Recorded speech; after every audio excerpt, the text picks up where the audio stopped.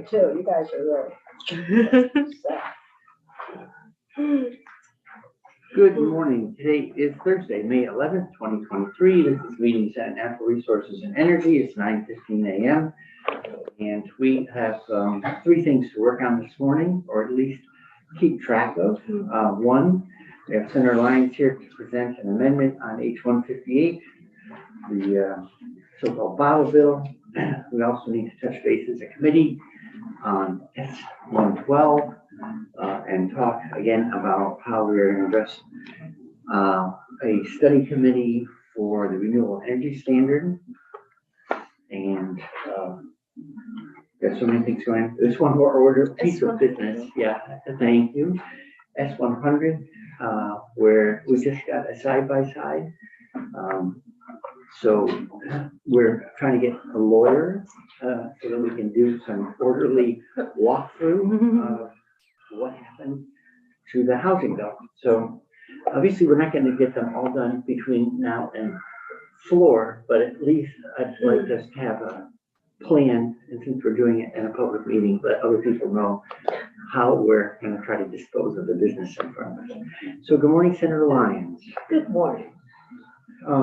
You have a proposal amendment to H158. I'm wondering if you could present that to us, please. Happy to. For the record, Senator Ginny Lyons, and I am here on H158 after the conversation on the floor yesterday, and then in hearing from folks such as my solid waste district about the effect of the bill going forward on the whole financial system, economic system, and systems analysis. I thought it might be prudent to look at the systems analysis that's coming back from the Agency of Natural Resources before taking steps that would be in that assessment. My proposal amendment doesn't change the ability for manufacturers to go forward in looking for additional redemption sites or establishing a PRO. So it is a way of addressing some of the concerns that we've heard on the floor, but also the concerns that I've heard from my solid waste district folks. So there it is. Okay. And I will just let me say, we need to do something. And I voted yes for the bill yesterday. And I will probably continue to do that. Having an expansion of the bottle bill is something that's been looked at for many years. We also know that extended producer responsibility can be done in other ways, and having the manufacturer invest up front rather than having consumers put a deposit down. I'm not asking for that kind of revision, but I am asking for some sense of what that systems analysis would look like before taking a pretty big step. This is a huge step, and it's something that will probably not reverse itself. We've had our current bottle bill for 50 years. Remember that? And I'm that old. And we also know that we've worked on other programs, the electronic waste program that I started in, I forget what year it was, 2008, 10, something in that area. Against a lot of pushback. We also did the paint program and other programs. Paint does have some kind of a deposit piece on it. Batteries. But there are other programs that I will continue to fully support, and I do think that having something that allows for the recoverables such as aluminum or PET to be claimed and benefited economically from by our folks in the state, and those folks who are waste collectors, or now it's all, a lot of it will be going to manufacturers. I think somehow it would be helpful to know that our current infrastructure is being supported. And I'm wondering how that analysis might help with that. So the analysis comes back as defined in the bill that we just voted on in 2025, and you're not proposing to change that date, accurate? Right. The expansion to other container and products is 2027. So I think my fundamental question is, why is it necessary to actually stop the progress towards that plan and put us into the, I mean, it seems like it's a current trend, which frankly I think is very concerning. We need to have a second vote on legislation to pass. So there's 2 years between the 2025 report and the 2027 expansion.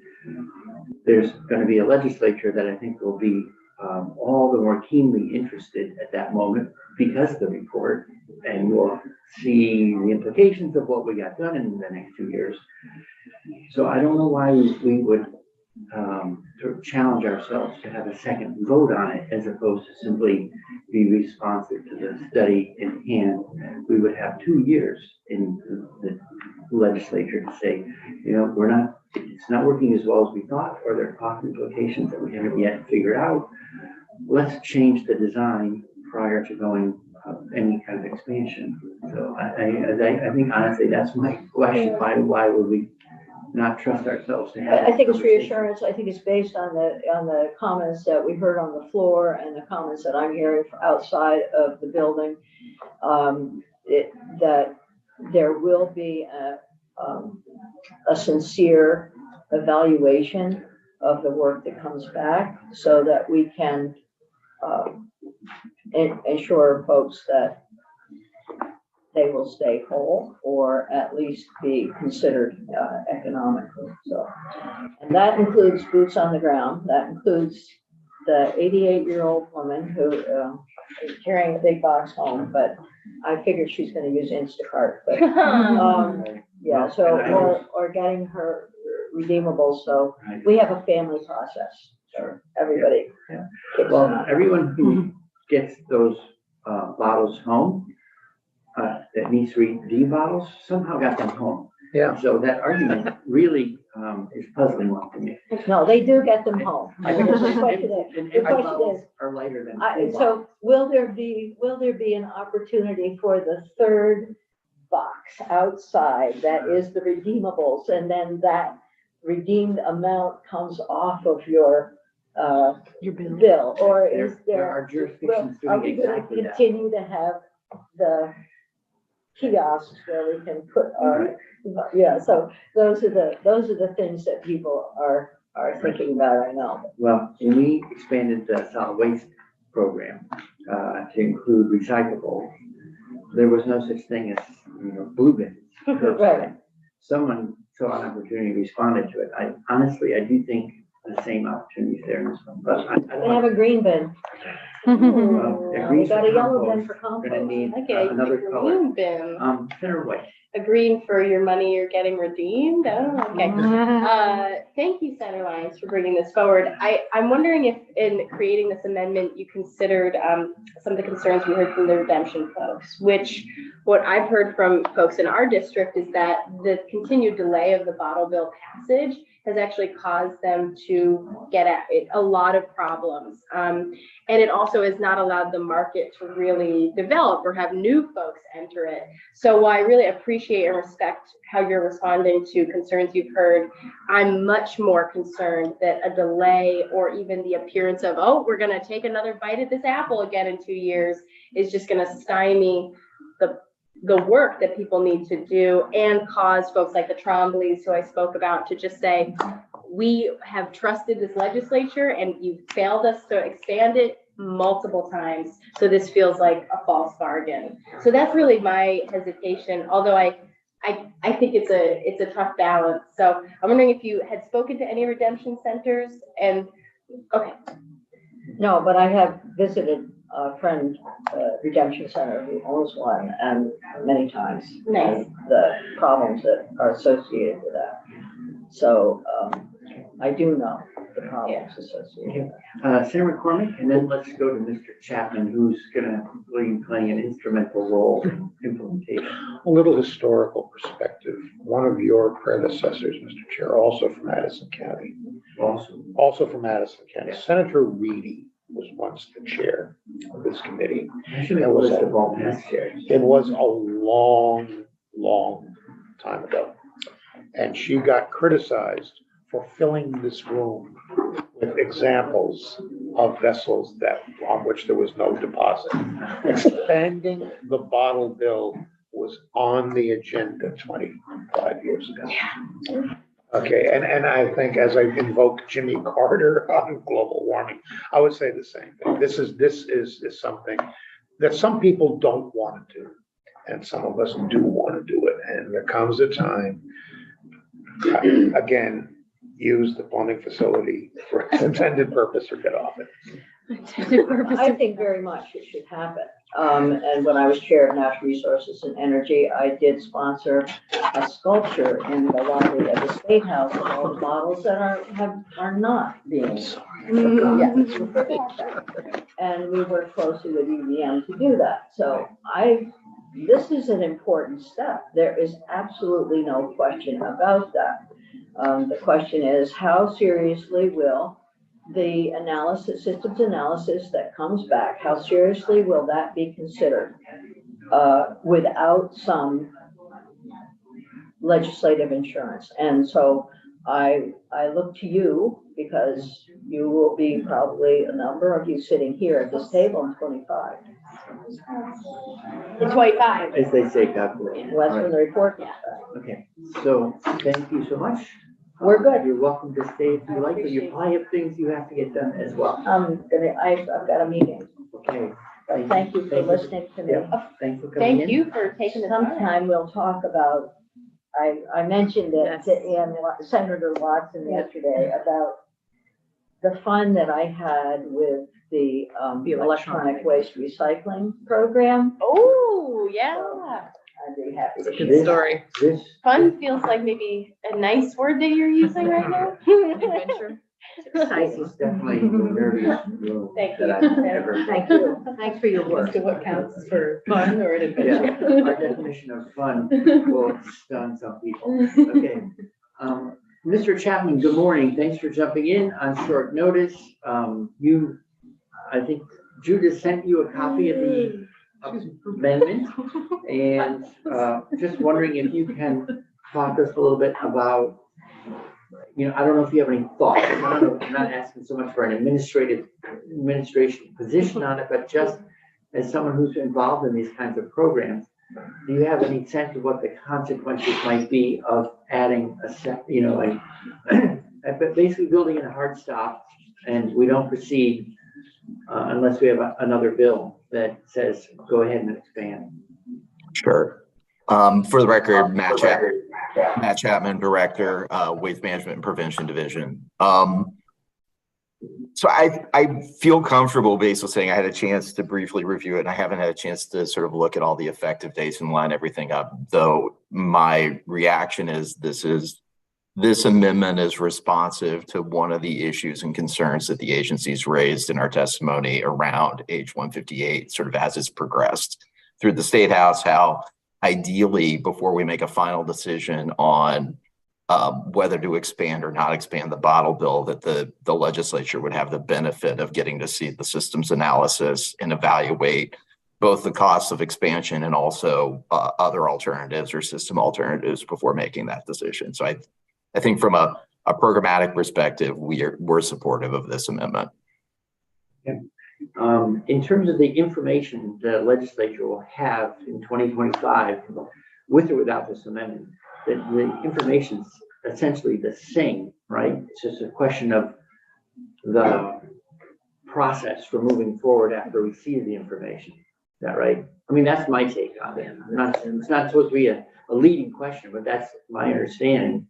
We're getting the same information, but we're saying you must have another vote before you go ahead and do anything. I mean, clearly this is it's a process step that the legislature is putting in to define how you move forward. And again, I think the agency's position is it's better to have that information in hand before you make a decision to expand, as opposed to expanding in the absence of that information. But that's sort of been our view of these things. Okay, so thanks. I'm just trying to listen carefully, make sure I understand.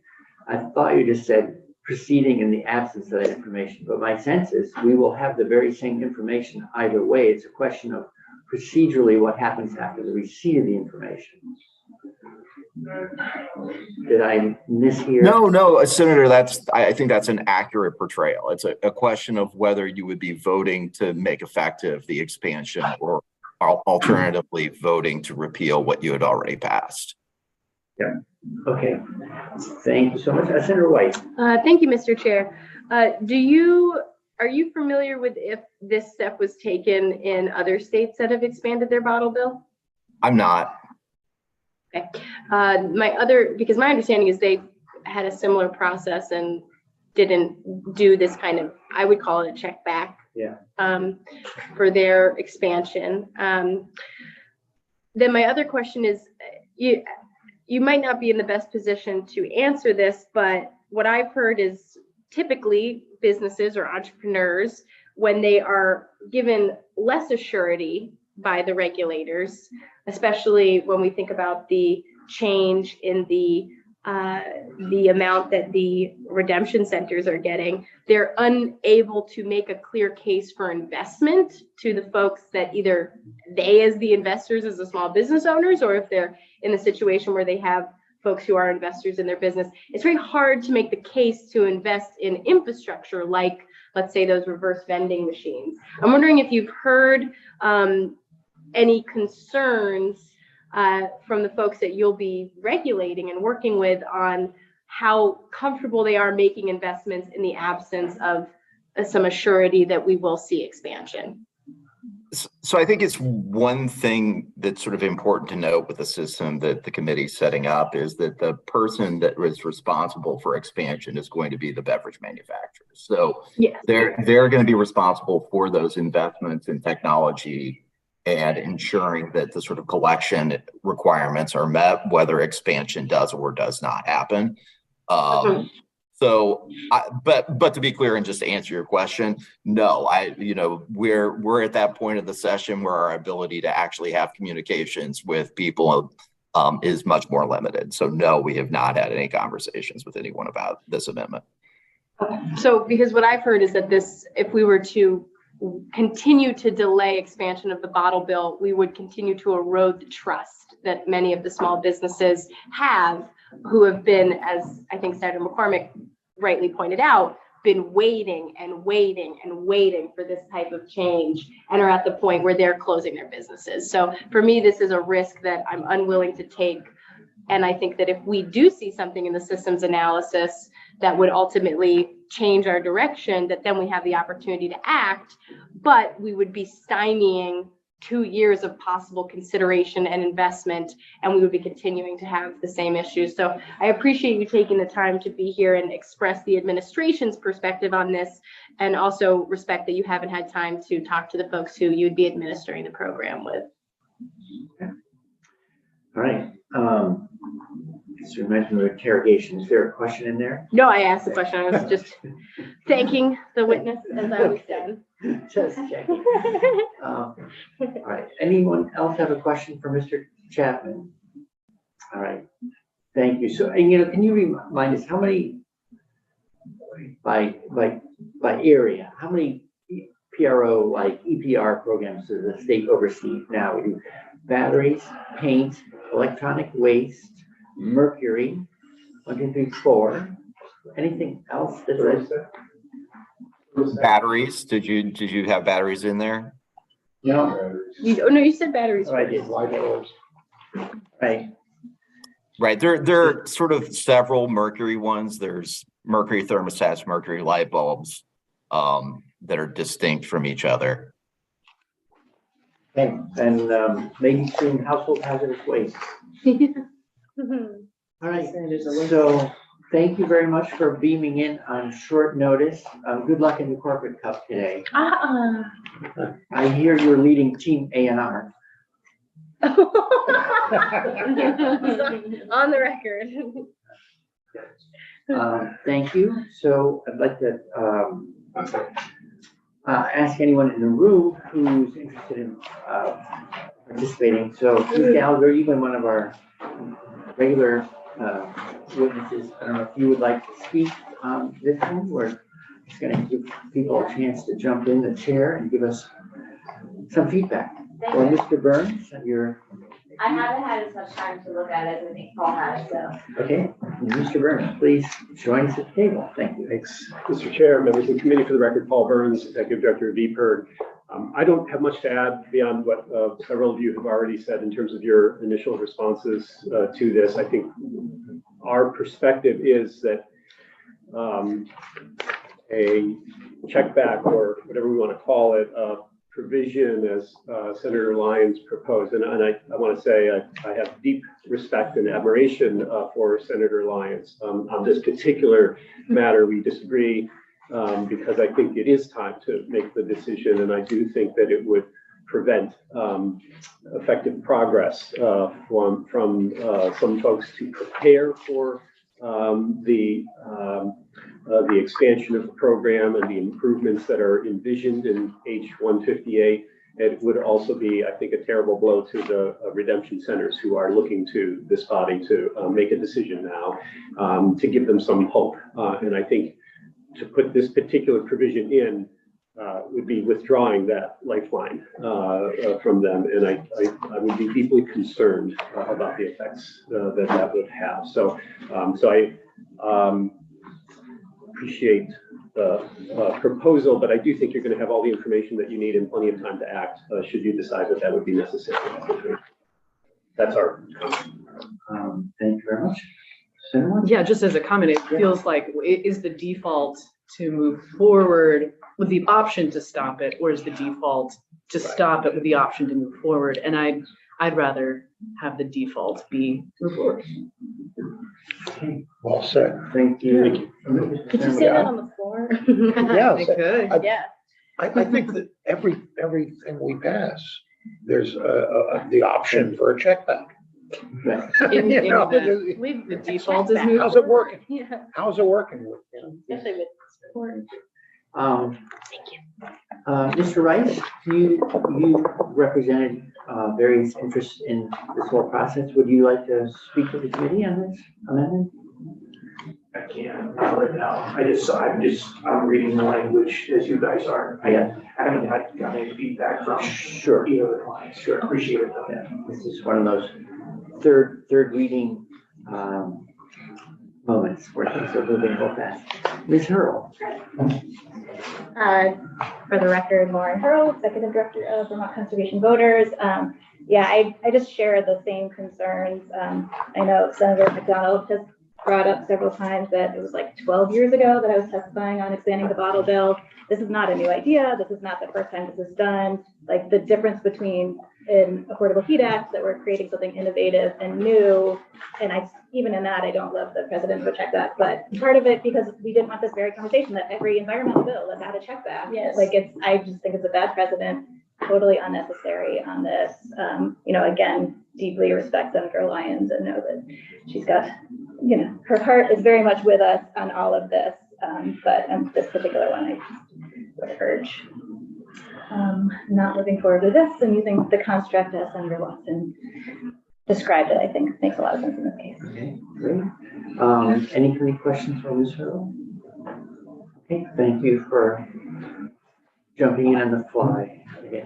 Anyone else in the room here to speak on this bill or this proposal of amendment? Okay, so floors in only 18 minutes. And this will be coming up for third reading. If there's no further discussion, welcome a motion to take a committee position on the bill. Move that we find the proposed amendment unfavorable. Can you do that? Yeah. Find something unfavorable. Okay, so- Or we don't like it. We don't recommend it. Okay, so, Okay, so to move to find the bill. You're our, Amendment. you're our, We like the bit. you're our reserve parliamentarian.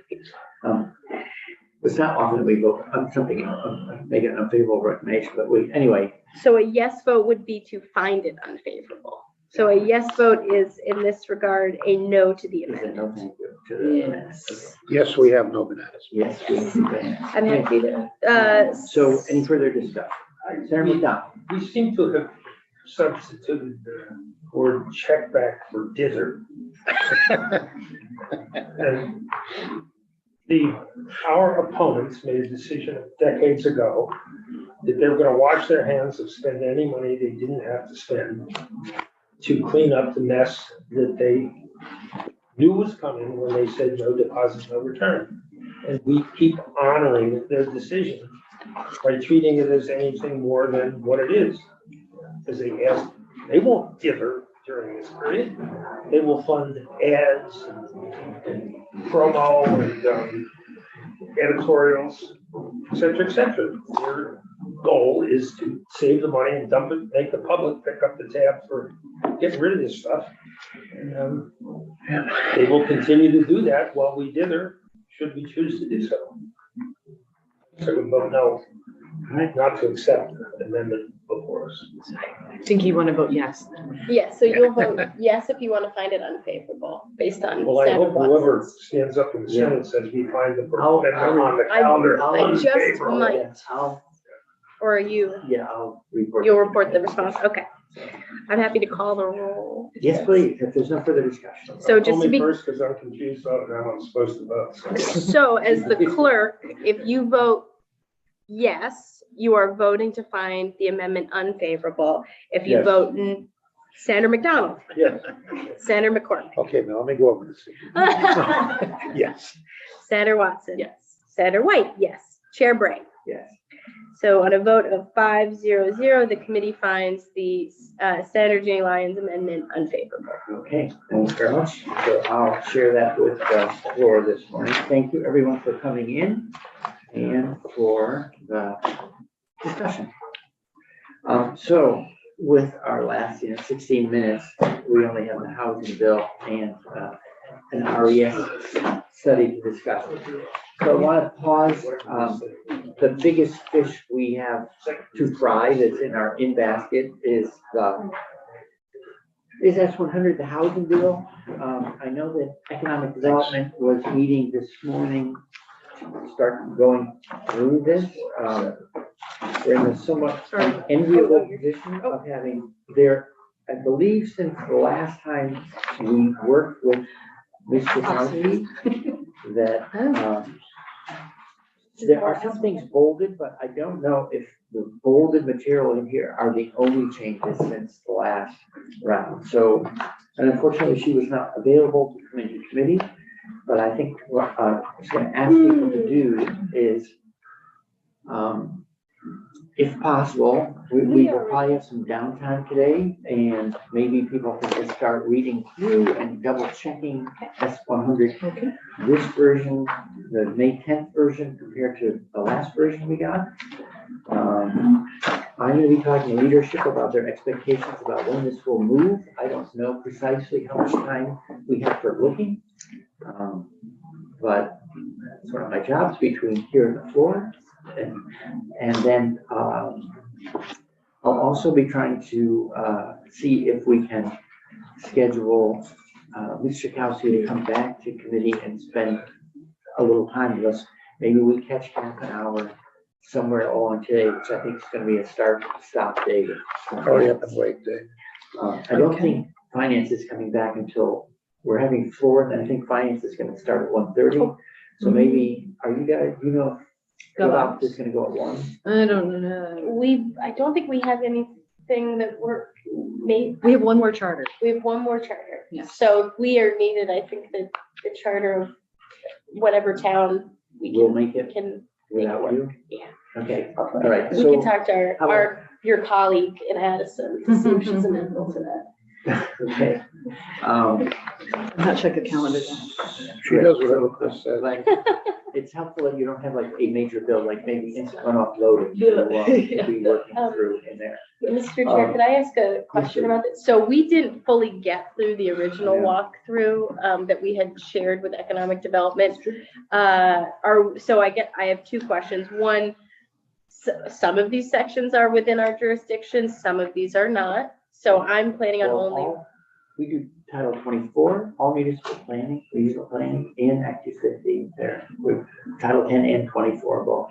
We Okay. tend to do less on the Title 24 stuff, especially when it's like at that local municipal level. That seems like they more often are in fine tuning the nouns than we have been, but just so you know, the whole, it's really, other than sort of like the pure housing things, that's like, they're really with entirely, but if it's a planning related provision in 2410, that's part of our responsibility. Okay, so I will review the whole document.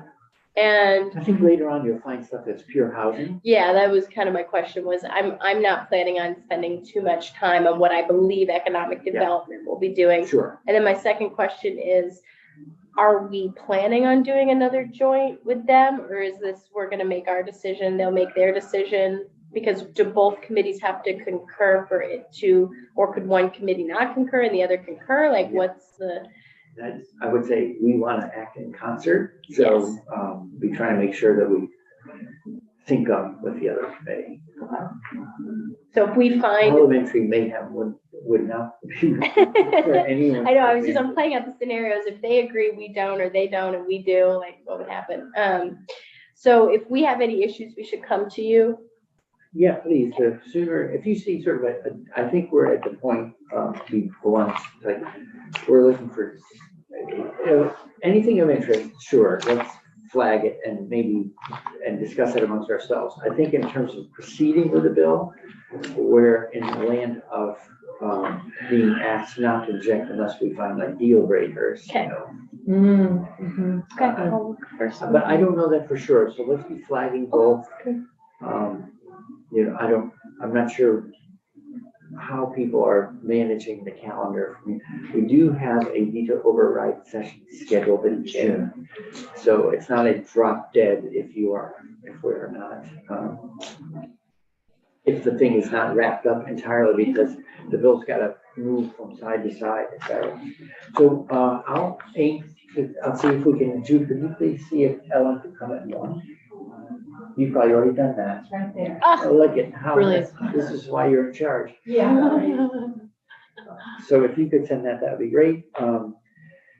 We also have the RES, so we have, now we have about 5 minutes till we need to start leaving for the floor.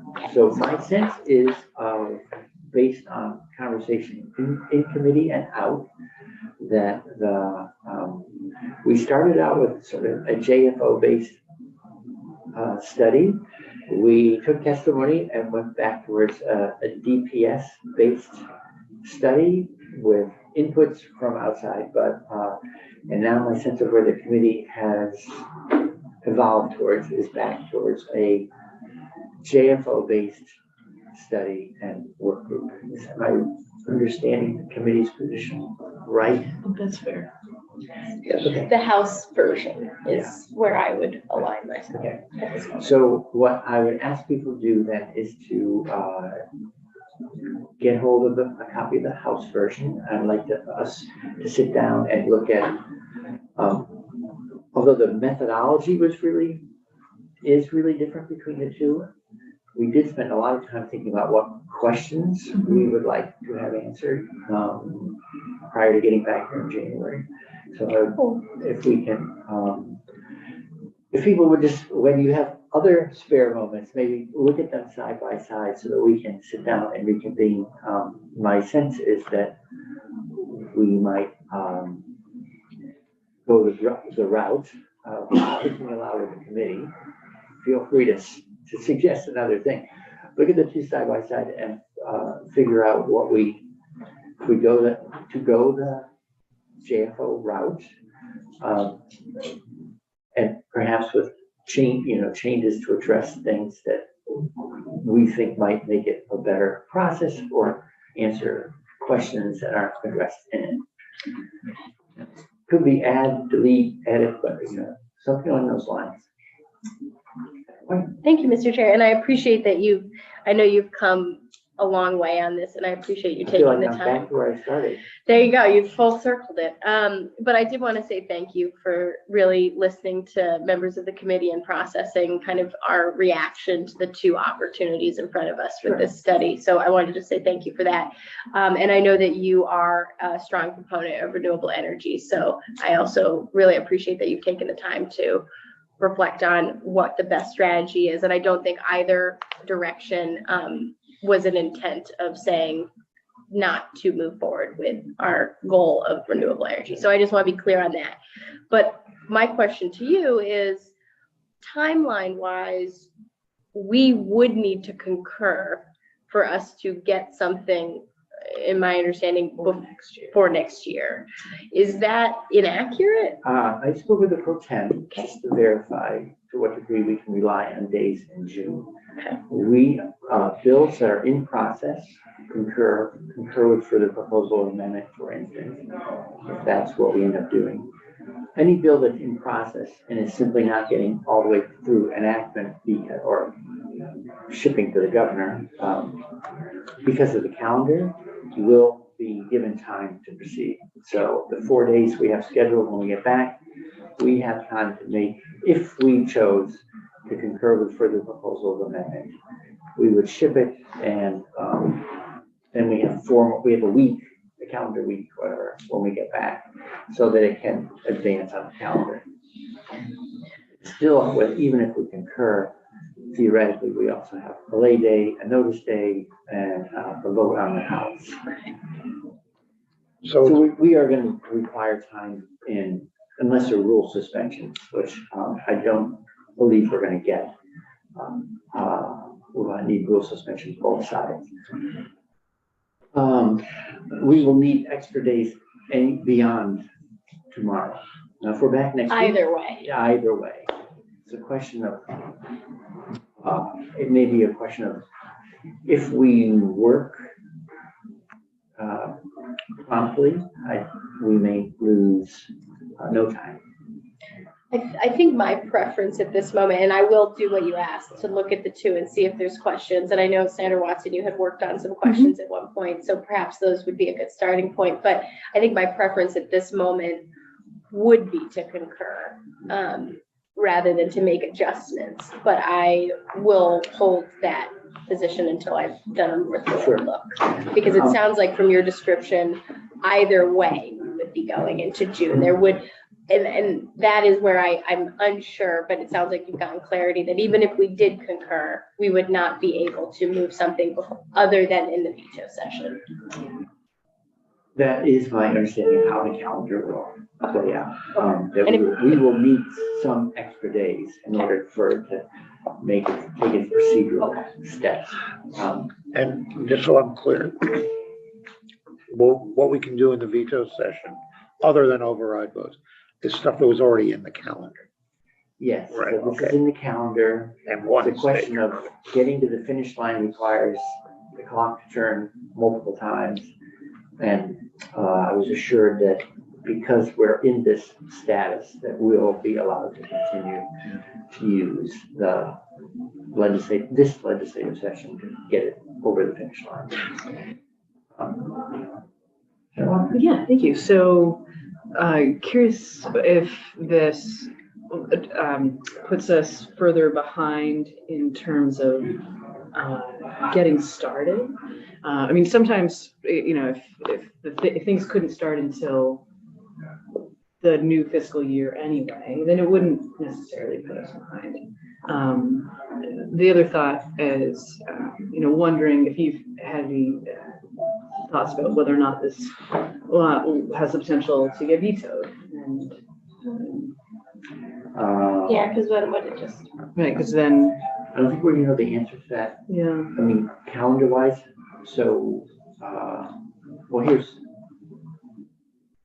the predicament we're in with the calendar Mhm. is not under our control, Yeah, that's fair. right? We just got the bill. Yeah. So we'll call it whatever I'm not gonna, there's nothing profitable or useful for me to say about why we just have it up, Yeah, that's fair, that's fair. but it is what it is. Okay. Okay, well, we'll take a look. Okay, so with that, the bell is ringing. Yeah. Have a lovely session on the floor. Thank I'll report out the position of the lines in a minute. And you'll be doing the amendment response for Yeah, Senator and- Lyons? But you feel free, you're the reporter of the bill, you did a great job yesterday. I'm gonna report the new position and just state something briefly. Please do, yeah. But feel free to amplify. You know what? I might just leave it right up to you. No, But if. follow your instincts. Someone, I- I'm sorry. Yeah, go ahead, please. There was mention of that we have 4 days on the veto session. I only marked down 3. Yeah. Have we blocked out the entire week? 20 through 23 is what I was. Oh, 20 through 20, I heard 20 through 22, but I have 20 through 22.